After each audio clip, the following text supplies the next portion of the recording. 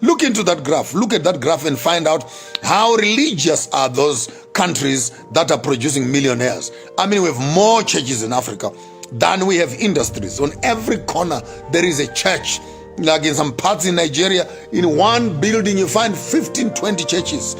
Ground floor, second floor, third floor, right up to the top. And some are coming at 9, some are coming at 11, some are coming at 2, some at 10 in the evening. All of them are just praying and praying and praying. Hey, African people, stop praying too much. Start working. God does not say, I will bless your prayers. He said, I will bless the labor of your hands, and by your sweat you shall eat, not through your prayers. So we cannot substitute our hard work with prayerful lives. Prayer will leave you in poverty. Hear me well.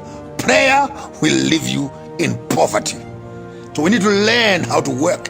Look into that graph and find out these countries that are producing millionaires. What religion are these people believing in? Maybe we need to change the gods that Africa has accepted to deal with these ones here that seem to be economically viable and progressive in terms of helping their own members. Can't be spending your whole day at church. Monday, Tuesday, Wednesday is choir, Friday, youth day, Thursday, women's day. What? There's practice, then it's practice, then it is all these old age things. The whole week you are in church. When are you going to sit down and start making money? So we need to find out from these countries again what is the recipe of their success. And having discussed that in terms of their labor, we also need to find out what kind of tax facilities that they have in terms of the tax havens. How are they treating their investments? How did they structure their financial systems? You can also find out in those countries that are producing the most millionaires. Find out for me, of all these countries, how many of them have foreign investors in their country. Find out how many of these countries on the top 15, top 20 that have millionaires, how many of them are working with foreign investments? How many of them are working with donor money? You may be shocked that they don't work with donor money. They don't work with foreign investments. And while you're asking that question, ask again these countries that have more millionaires. Who owns their banks? Who owns their banks? Who owns their insurance companies? These countries, who owns their insurance company? And while you're trying to answer that question, answer this one also. Who owns their land? Who owns their land? Because land is a means of accessing finances. So you walk up to the top 20 country companies and find out who owns their banks, who owns their insurance, and who owns their land, who owns their industry. And you, just when you thought you had had it all, find out what kind of raw materials have they built their industries on. Are these locally produced? Find out again, are these locally produced goods? Are these locally produced raw materials? Where are they getting their raw materials from?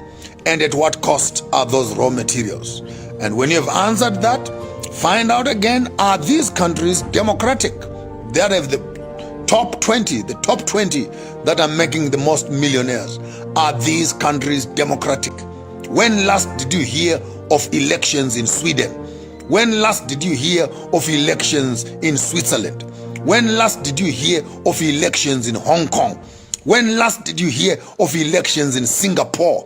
When last did you hear of elections in Denmark? While we as Africans are busy getting confused about these elections, 5 years, find out from these countries, are they democratic?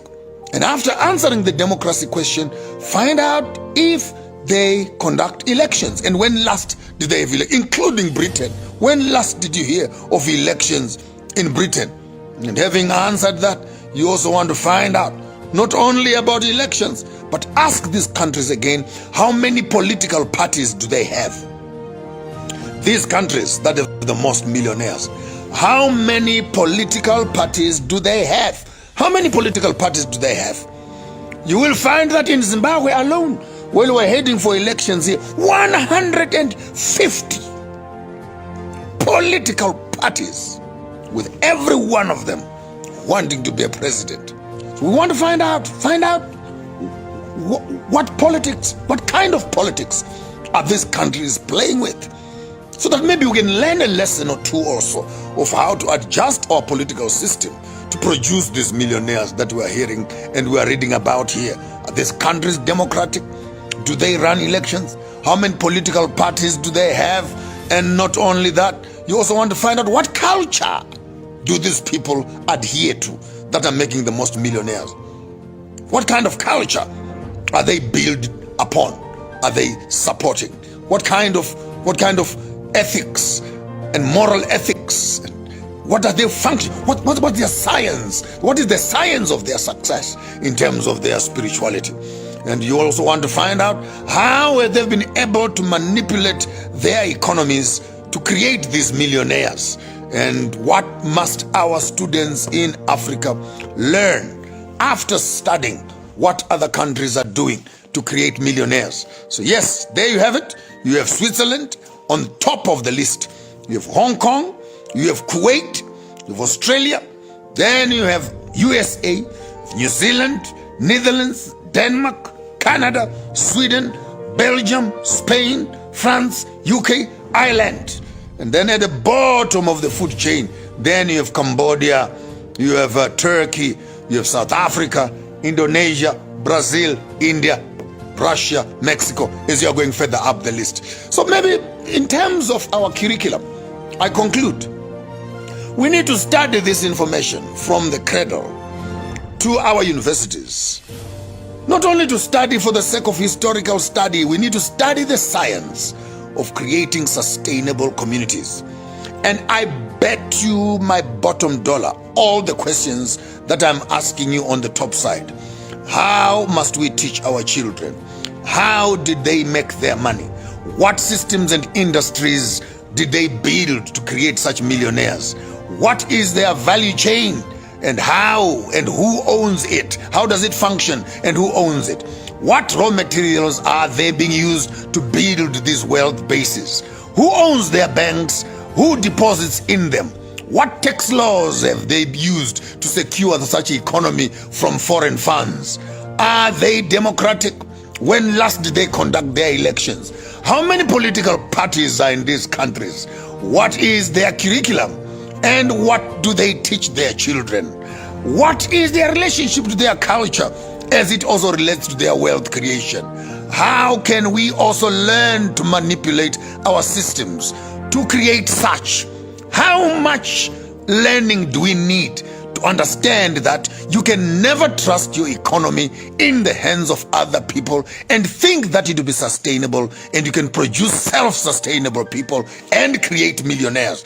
It must be part of the curriculum in our universities, in our high schools, in our primary schools, in our cradle roll and crash, how to become a millionaire.